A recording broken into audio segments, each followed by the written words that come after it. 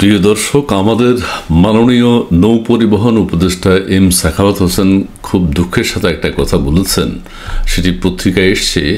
আমরা বেশি দিন নেই, চোরদের নির্বাচিত করবেন না। এম সাখাওয়াত হোসেন, আমরা বেশি দিন নেই, চোরদের নির্বাচিত করবেন না। ভোলার এক অনুষ্ঠানে তিনি এই কথাটি বলেছেন। তিনি এখানে একটা কথা বলতে চাই, আমরা বেশি দিন নেই, এটা এক ধরনের আফসোসের সুরে তিনি বলেছেন। আপনারা বেশি দিন থাকার কথা নাও, বেশি দিন থাকতে পারবেনও না। ওনার দুঃখ হচ্ছে, কিন্তু আমরা বেশি দিন নেই।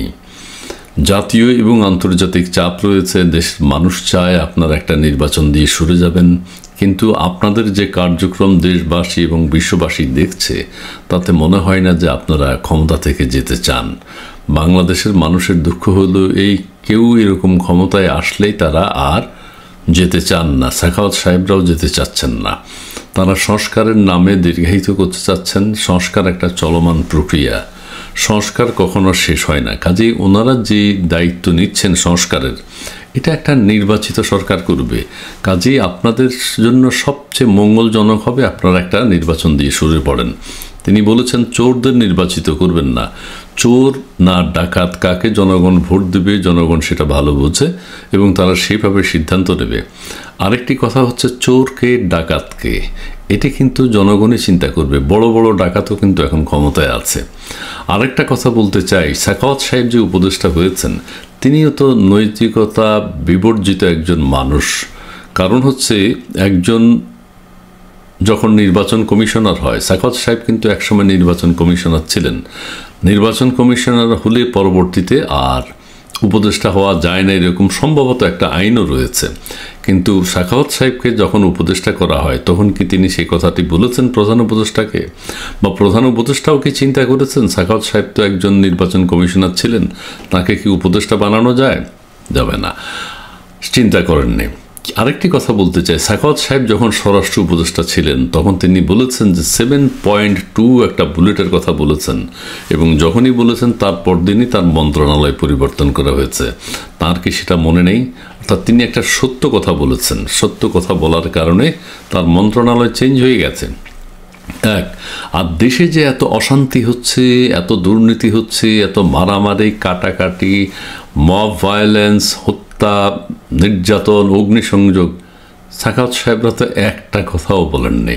কোনো উপদেষ্টাই কোনো কথা কখনো বলেননি। কাজেই ওনার এই বক্তব্য কিভাবে আমরা বিশ্বাস করি? আমরা মনে হয় আর বেশি দিন নেই, চোরদের নির্বাচিত করবেন না। চোরকে ডাকাতকে সেটি জনগণ সিদ্ধান্ত নেবে। নৌ পরিবহন মন্ত্রণালয়ের উপদেষ্টা ব্রিগেডিয়ার জেনারেল অবসরপ্রাপ্ত ডক্টর এম সাখাওয়াত হোসেন বলেছেন, কিছু কিছু স্থানে সংস্কার করতে হবে, কিছু কিছু স্থানে আপনাদের সংস্কার করার মনে হয় খুব একটা প্রয়োজন নেই, কারণ নির্বাচিত প্রতিনিধি যারা হবেন তারাই সংস্কার করবেন এবং সেটাই নিয়ম।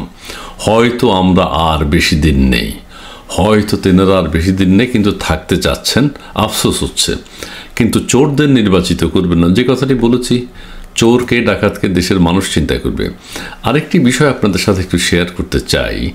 প্রধান উপদেষ্টার যিনি প্রেস সচিব রয়েছেন, তিনি বলেছেন যে আমাদের প্রধান কাজ হচ্ছে শেখ হাসিনাকে ফেরত এনে তার বিচার করা। প্রধান কাজ যদি আপনারা, বিগত সরকার শেখ হাসিনার বিরুদ্ধে অনেক কথা বলেছেন এবং দেশের মানুষ বিভিন্ন জন বলেছে যে শেখ হাসিনা এসছে তার বাবার বিচার করার জন্য। আপনাদের এখন প্রধান কাজ শেখ হাসিনাকে এনে বিচার করা না, আপনাদের প্রধান কাজ হওয়া উচিত দেশের মানুষের সেবা করা, দেশের মানুষের কল্যাণে কাজ করা। কি করলে দেশের মানুষের জন্য ভালো হবে, কি করলে দেশে একটা সুষ্ঠু নির্বাচন দেয়া যাবে, কি করে আইন শৃঙ্খলা পরিস্থিতি ফেরত আনা যাবে, এগুলো হওয়া উচিত আপনাদের প্রধান কাজ। কিন্তু আপনারা প্রধান কাজ হিসেবে এখন শেখ হাসিনাকে আনবেন, আনেন।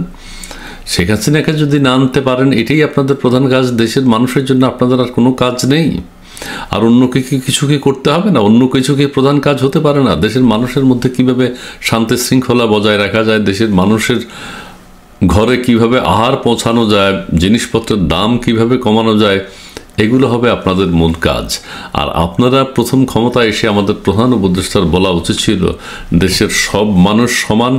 আমি চাই দেশের মানুষ 5 তারিখে 8 তারিখে উনি পাওয়ার নিয়েছেন, 9 তারিখ থেকে প্রত্যেকের কর্মস্থলে যোগ দিবেন, প্রত্যেকের নিজের মতো কাজ করবেন, দেশের মানুষ হয়ে কাজ করবেন।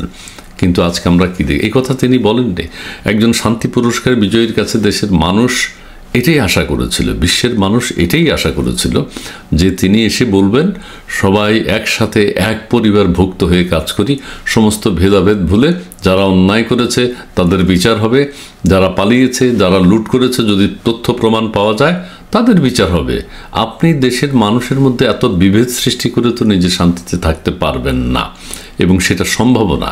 কিন্তু আমাদের মাননীয় প্রধান উপদেষ্টার মুখ থেকে এরকম একটা বাণী বিশ্ববাসী সহ বাংলাদেশের আপামর জনসাধারণ শুনতে চেয়েছিল, কিন্তু সেটা মানুষ শুনতে পারেনি। এবং তার ভিতরে যে হিংসাত্মক একটা মনোভাব আছে সেটা কিন্তু পরিলক্ষিত হচ্ছে, সেটা কিন্তু দেশের মানুষ দেখতে পাচ্ছে। এবং প্রধান উপদেষ্টার মুখ দিয়েও কখনো বের হয়নি দেশের আইন শৃঙ্খলা পরিস্থিতির এই নাজুক অবস্থার কথা। আমরা তার মুখ থেকেও শুনতে চাই, আমরা তার মুখ থেকে শান্তির বাণী শুনতে চাই, কিন্তু তাকে নিয়ে এখন অনেক প্রশ্ন। তিনি কি আসলে শান্তি পুরস্কার পাওয়ার যোগ্য ছিলেন? প্রিয় দর্শক, ধন্যবাদ সবাইকে।